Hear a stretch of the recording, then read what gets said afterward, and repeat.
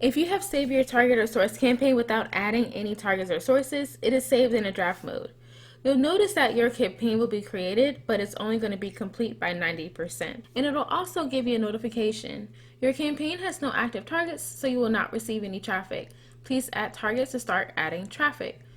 So what we would do is go to the campaign details, because now this should say that this campaign is either set to draft no sources if it was a source campaign, or draft no targets. So in this case, it's going to say draft no targets. So this means that this campaign is not buying any traffic yet, and we need to go ahead and enter in our targets in order for it to do so. So what you want to do is navigate to the target section.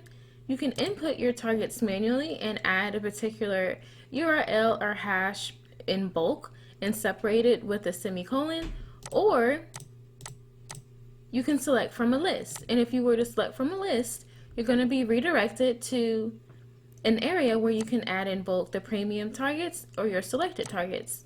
Or you can just add one target at a time, as most targets have multiple website IDs that you can utilize. Then you just go back to your details to confirm everything.